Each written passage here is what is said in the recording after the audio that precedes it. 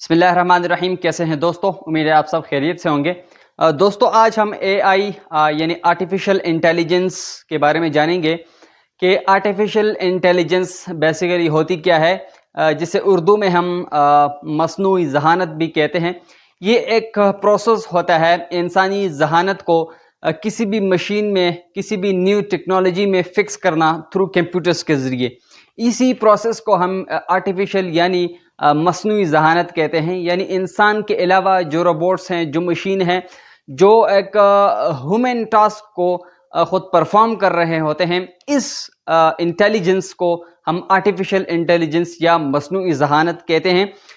इस मस्नूई ज़हानत जो तकरीबन 2-3 सालों से कुछ इसमें तरक्कियाँ हो रही हैं, इनोवेशंस हो रहे हैं और इसके कुछ मेरिट्स और डीमेरिट्स हो सकते हैं हमारी सोसाइटी पर, हमारे लोगों पर, स्पेशली जो जॉब के लोग हैं, जो जॉब वर्कर हैं, उन पर इनके इफ़ेक्ट हो सकते हैं। तो चलिए दोस्तों जानते हैं सबसे पहले मेरिट्स को कि आर्टिफिशियल इंटेलिजेंस के मेरिट्स क्या हैं, यानी इसके एडवांटेज क्या हैं। नंबर 1 एडवांटेज है गेट थिंग्स डन फास्ट। यानी आर्टिफिशियल इंटेलिजेंस जो है वो एक ऐसी ज़हानत है कि हमारे किसी भी एम्प्लॉइज़ के मौजूद होने के बाद भी यानी उसकी जो ड्यूटी टाइमिंग है उसके बाद भी ये मशीन, ये वर्क, ये जॉब काम कर रहा होता है, ये इंटेलिजेंस काम कर रही होती है। ये आर्टिफिशियल इंटेलिजेंस किसी भी एम्प्लॉयमेंट की जगह पर काम कर रहा होता है और एक एम्प्लॉयमेंट से जल्द ही वो टास्क परफॉर्म कर जाता है। यानी किसी भी टास्क को मिली सेकेंड में ये परफॉर्म कर रहा होता है। जिस तरह आपको अगर अपने बैंक अकाउंट के बारे में जानना है, कोई भी क्वेश्चन है रिगार्डिंग बैंक अकाउंट के, तो किसी वक्त भी आप बैंक उस एप्लीकेशंस में जब आप क्वेश्चन सेंड करते हैं तो मिली सेकेंड में आपको उसका रिस्पांस मिल जाता है और आपको उसका आंसर भी मिल जाता है, इंस्ट्रक्शन या इंफॉर्मेशन आपको मिल जाती है मिली सेकेंड में। तो ये आंसर, ये रिस्पांस कौन कर रहा होता है? इसके पीछे आर्टिफिशियल इंटेलिजेंस का काम होता है। इसके पीछे आर्टिफिशियल इंटेलिजेंस ये काम परफॉर्म कर रही होती है मिली सेकेंड्स में। तो किसी भी टास्क को ये फास्ट तरीके से डन करता है। नंबर 2 है मेक फेवर मिस्टेक्स। यानी आर्टिफिशियल इंटेलिजेंस एक ऐसी ज़हानत है, एक ऐसी इंटेलिजेंस है जो बहुत कम गलतियां करता है। ये इसकी डिसएडवांटेज कह लें या इसकी मिस्टेक्स कह लें, ये बहुत कम है। क्योंकि जब हम हॉस्पिटल में हम किसी पेशेंट का ट्रीटमेंट कर रहे हैं तो हम या कोई डॉक्टर उस पेशेंट को दवाई उस वक्त देगा जब तक वो आर्टिफिशियल इंटेलिजेंस का यूज़ करे, कंप्यूटर के थ्रू एक्सरे या एमआरआईज का यूज़ करके वहाँ से जो पिक्चर्स देता है उनको समझकर उसके बाद एक मरीज़ को या पेशेंट को उसका इलाज किया जाता है या उसको फिर मेडिसिन्स दी जाती हैं। तो डॉक्टर्स भी क्या करते हैं, इस आर्टिफिशियल इंटेलिजेंस का यूज़ करके, एमआरआई एक्सरे का यूज़ करके उस पेशेंट का इलाज करते हैं। क्योंकि ये इंटेलिजेंस, इंसान गलती कर सकता है लेकिन एक मशीन जिसको जो ऑर्डर दे वही ऑर्डर परफॉर्म करे, इस तरीके का मशीन किसी वक्त भी गलती नहीं कर सकता। कोई भी टेक्निकल रीज़न का नहीं कह सकता। कुछ वक्त में ऐसे टेक्निकल्स मिस्टेक्स होती हैं, लेकिन 90% 95% आर्टिफिशियल इंटेलिजेंस बहुत कम मिस्टेक करता है। यानी इसके 95% चांसेस होते हैं एक्यूरेट रिजल्ट के और 5% या 10% चांसेस होते हैं मिस्टेक्स के। तो नंबर 3 है available all time. Artificial intelligence ये ऑल टाइम अवेलेबल है। यानी कोई इंसान अगर जॉब करता है, कोई पर्सन जॉब करता है, तो वो तकरीबन 8 या 9 घंटे काम कर रहा होगा, एक्टिव होगा। 8-9 घंटे के बाद उसका जो वर्क, जो काम है, जो उसका ऑर्गेनाइजेशन है, वो उसकी वेबसाइट बंद हो जाएगी। लेकिन artificial intelligence, for example Google कह लें, एटीएम मशीन्स कह लें, जो 24 घंटे काम कर रही होती हैं हफ्ते में। यानी हफ्ते के 24 घंटे हफ्ते के काम कर रहे होते हैं। तो आर्टिफिशियल इंटेलिजेंस 24 घंटे आपके लिए अवेलेबल होती है कि आपको कोई इंफॉर्मेशन या अपने काम या अपने जो जॉब है उसके रिगार्डिंग या अपने किसी भी एक्टिविटी के रिगार्डिंग अगर आपका उनके यहाँ कोई क्वेश्चंस हैं तो उसका रिस्पांस आपको मिली सेकेंड में मिल सकता है और एक्यूरेट मिल सकता है। तो ये ऑल टाइम अवेलेबल है, किसी भी एम्प्लॉय का ज़रूरत नहीं है आपकी। यानी आपको जब आपको कोई रिस्पांस चाहिए, कोई आपको काम हो, फॉर एग्जांपल आपको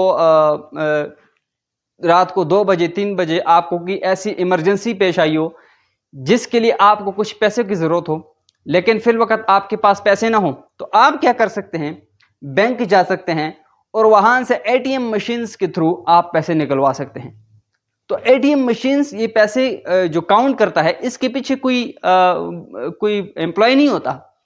यही आर्टिफिशियल इंटेलिजेंस है कि किसी भी एम्प्लॉय के इंस्टेड वो काम कर रहा होता है और आपको जितने पैसे या कुछ रकम चाहिए हो वो आपको दे देता है। नंबर 4 है पर्सनलाइज एक्सपीरियंसेस।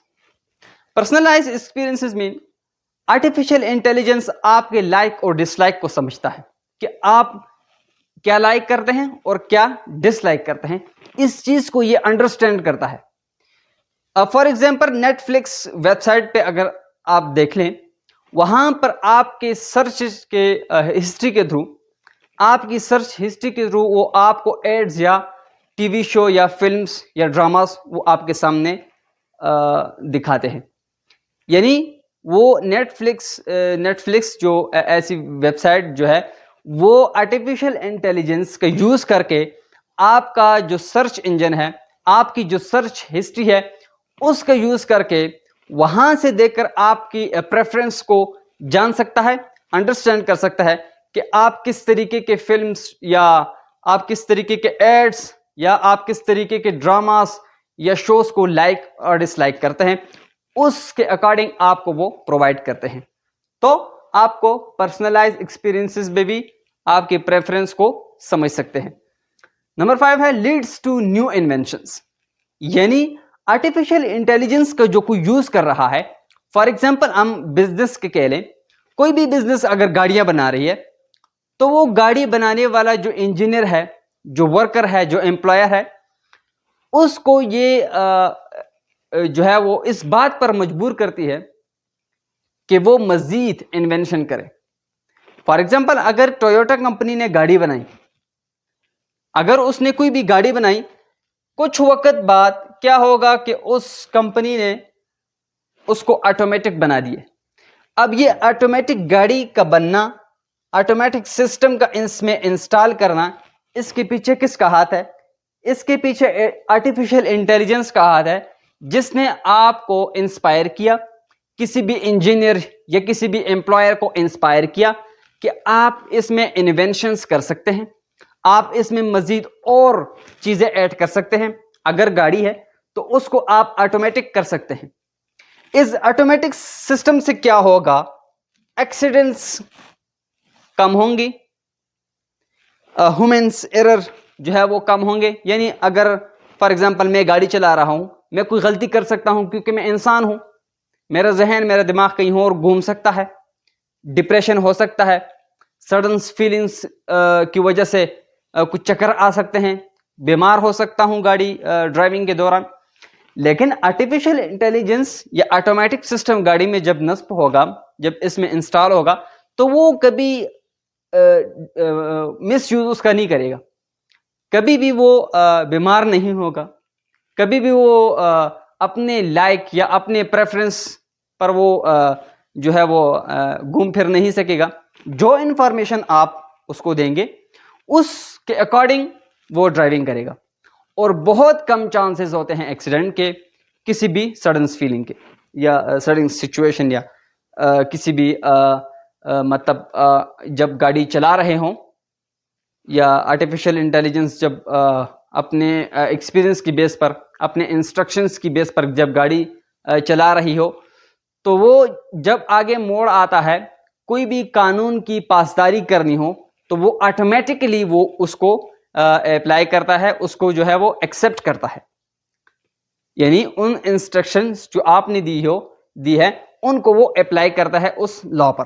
तो आर्टिफिशियल इंटेलिजेंस आपको या किसी भी साइंटिस्ट को इंस्पायर करता है कि वो उस चीज़ में नए इन्वेंशंस करें। तो दोस्तों अभी डीमेरिट्स या डिसएडवांटेज के बारे में जानते हैं कि आर्टिफिशियल इंटेलिजेंस के डिसएडवांटेज क्या हो सकते हैं। नंबर 1 है टेक्स अवे जॉब्स। सबसे पहला डिसएडवांटेज आर्टिफिशियल इंटेलिजेंस का ये है कि जॉब्स आपकी ख़त्म हो जाती हैं। आर्टिफिशियल इंटेलिजेंस आजकल तो बहुत उरूज पर है।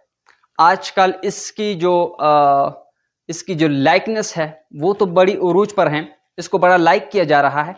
लेकिन दूसरी तरफ अगर आप देखें, इसका जो दूसरा जो फेस है उसको अगर आप देखें तो ये बहुत डेंजरस भी है। यानी आने वाले वक्त में, और हम जिस तरह हमारी पॉपुलेशंस भी ज़्यादा हो रही हैं, पॉपुलेशंस जो है वो मैक्सिमम है और जॉब मिनिमम है। अगर एग्जिस्ट जॉब भी चली जाएं तो लोग फिर क्या करेंगे? तो पहला डिसएडवांटेज ये है कि इसमें जो एम्प्लॉयमेंट है वो अनएम्प्लॉयमेंट में कन्वर्ट हो जाएगा, यानी लोग बेरोजगार हो जाएंगे। पहला डिसएडवांटेज इसका ये है। नंबर 2 है can be biased. For example previous history में अगर हम देखें, प्रीवियस इंफॉर्मेशंस को अगर आर्टिफिशियल इंटेलिजेंस उसको अगर देखें, तो प्रीवियस इंफॉर्मेशन या प्रीवियस हिस्ट्री में जो मेल है उनको जो है वो प्रेफर किया जाता है देन फीमेल के किसी भी जॉब हायरिंग में। यानी अगर एक जॉब है उसमें मेल को ज़्यादा प्रेफर किया जाता है देन फीमेल को।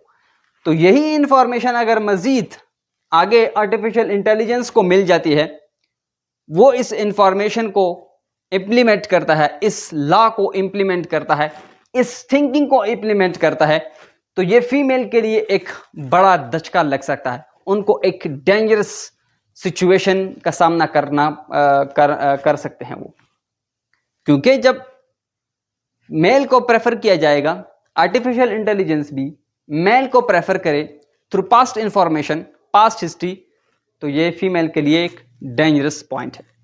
सो नंबर 3 है प्राइवेसी रिस्क। प्राइवेसी रिस्क में यह है कि आर्टिफिशियल इंटेलिजेंस की कोई भी अगर एप्लीकेशन है, कोई भी वेबसाइट है, कोई ऐसी और टेक्नोलॉजी है, उसको अ लॉट ऑफ इंफॉर्मेशन चाहिए होता है, बहुत ज़्यादा इंफॉर्मेशन चाहिए होता है, बहुत ज़्यादा डेटा चाहिए होता है। अगर आप उसको ज़्यादा डेटा देते हैं तो वो लीक हो सकता है आपका डेटा, यानी आपके जो अकाउंट है उसको कोई हैक कर सकता है, आपका अकाउंट हैक हो सकता है, आपको आपकी जो है वो बदनामी का बाइस बन सकती है। तो प्राइवेसी रिस्क इसमें इंक्लूड है, क्योंकि आप जब ज़्यादा डेटा देते हैं और कोई भी दूसरा आपका मुखालिफ आपके डेटा को चेक करेगा, तो डेफिनेटली आप उसके अगेंस्ट, उसके मुकाबले में फेल हो सकते हैं और आपका डेटा लीक हो सकता है, जिससे आपको कई डिफिकल्ट सिचुएशन का सामना करना पड़ सकता है। सो नंबर 4 है may not always work well. यानी आर्टिफिशियल इंटेलिजेंस एक ऐसा सिस्टम है, एक ऐसी जहानत है जो किसी वक्त गलत भी हो सकती है।